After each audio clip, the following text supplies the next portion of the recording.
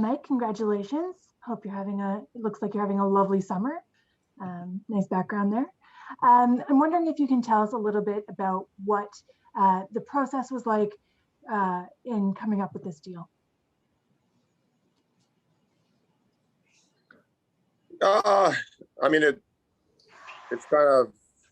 It's been pretty easy, to be honest. I think I met with Ken a couple weeks after the season here in Kelowna, and we kind of hashed things out a little bit and kind of had a plan in place. And then obviously my agent and Ken have been in touch over the last few weeks and, kind of worked towards this. And obviously really excited to be back in Edmonton for a couple more years, and feel like we have some unfinished business to do. So motivated to, personally play as well as I did last year. And as a team, hopefully we can learn from our mistakes that happened last year and move forward and try and build on something good that happened.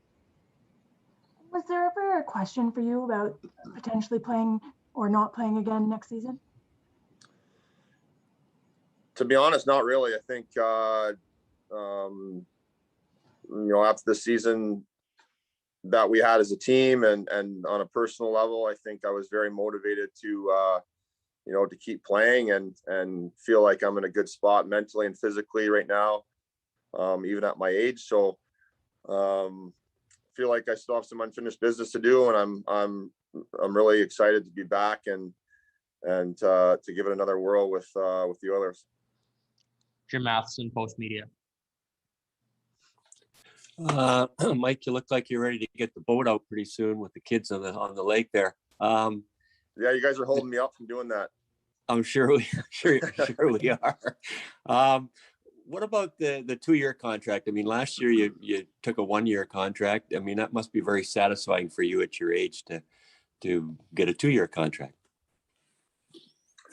Yeah, for sure. I think, and I really appreciate obviously the Oilers organization to allow me to continue my playing career and, to chase my ultimate goal, and that's to win a Stanley Cup. And I really feel like, Edmonton is a good fit for me. I think we've built something really good in the last couple of years since I've been there, and, feel like we're on the right track to do something special. So I think, obviously getting the 2 years is, was important to me, and Ken and Kurt Overhart, my agent, they, hashed it out and made something work that kind of worked for both sides. And like I said, really thrilled to be back in Edmonton for the next couple of years. Your game last year was outstanding. You had lots of votes for the Vezina Trophy. How do you feel you played last year, say, compared to some years before last year? Yeah, I mean, it just seemed like everything clicked last year. The consistency was back where I, felt like it needed to be. I think years prior, I don't think it was necessarily they were terrible years. It just last year was, an above average year for I think anybody in the league. So I think, that'll be the bar that I've set, and I feel like I can still play at that level. And being one more year older won't deter me from being motivated to be a really good player in the league and help this team have success. Daniel Ingram-Bowman, The Athletic. Hey, Mike, you had obviously, as Jim just said, you had one of your best seasons of your career at age 39. So I'm just wondering what's next for you. How can you have an even better year in 21-22? Yeah, I mean, I like I said, I'm very motivated to keep it going. I don't want to just stop at one good year. Late in my career, I want to, be a big part of this team's success moving forward the next couple of years, and feel like I can still, play a huge role in helping the Oilers, do well and win games, and be a big part of why the team is going to win. And I know from talking to Ken that he's got some things to do and positions to fill, but I think we're doing, they're doing everything they can to make this team better and make it a competitive team and to improve on, what we did last year. And that's the kind of organization you want to be a part of. You want to be a part of a team that wants to win every game. And that's where my mindset is right now. I'm focused this summer to come in and be ready from the get-go and play a lot of important games for the club this year. Mike, you were pretty open about last year being pretty challenging in the sense that you weren't, your family wasn't around and you missed them, obviously. And I'm wondering if you have, as a family, if you have plans to kind of be together this year. I know there's probably some uncertainties, and if you can be together, how that might help your overall, mental status and whatnot for the coming year. Yeah, I mean, obviously being away from your family for that long is not ideal. I think probably I'm not the only one that had to do it, and I'm sure there's other professions that have to do it also. So there's obviously no poor me, but it was, it was a difficult situation, for my wife and the kids, and so be it. But they were in a good place here in Kelowna. They were in a school that was, open all year round. They were playing hockey, so it was fairly normal life here in Kelowna. So it made it a little bit easier in the aspect of I knew kind of they were all good, and I was just kind of looking after what I needed to look after. But saying that, the day I got home from after we got eliminated this year, I told, we kind of had a family meeting, and I told the kids and that, Dad wouldn't be away for that long a period of time ever again. So I think we'll definitely be back in Edmonton as a family this year, and the kids will be excited about, being able to see some games, hopefully, and be around the guys again, and hopefully, join in the excitement of, of a team that, should have a really good year. Mark Spector, Sportsnet. Hey, Mike. Hey, Mark. I remember talking to, I think it was Ray Whitney, I'm trying to think, and he talked about how as he got older in his career, he figured out the different things you had to do to be a successful older player. Like, it's not the same, right? You don't train the same. You don't do the same things as when you're 27. Is there some of that for you? Have you figured out how to be a successful, high 30s goalie? And how much different is that than what you used to be when you were, 28, 29? Yeah, I mean, I don't think you ever really figure it out, but it's kind of like golf, I guess. As soon as you think you got it, then the golf gods bang you down pretty quick. So I think it's something that it's always a work in progress for me. I think it's obviously the experience that I've had throughout the course of my career has, played dividends and being able to play at a high level, at my age still. But I feel like, every year is different. Every game's different. Obviously I've, the training aspect has changed. The mental capacity has improved, and, but I'm still as motivated as I was as a 26-year-old to win hockey games and to be a part of a winning team and an organization. And, I think the big thing is you don't take anything for granted at this point in my career. I just remember being, first year in the league and how fast it's gone by, and the limited chances you have to win the Stanley Cup. And that's the ultimate goal. So whatever I need to do, to help this team do that, I'm all in. And that's the last kind of thing I need to check off on my playing career. So whatever I can do to be the best player I can, I'm going to do it. So guys in your position, you're not just a goalie, you're a leader on this team, and certainly us in the media see an attitude and a sort of a mental approach that this team can use. Tell me about walking the line between, you can't just be a leader, you got to be a good goalie, right? You can't just talk, you got to play. Is there a line there? Can you, if let's say they bring another goalie and you're playing 40 games, can you still bring everything else that you bring as you did as a starter last year?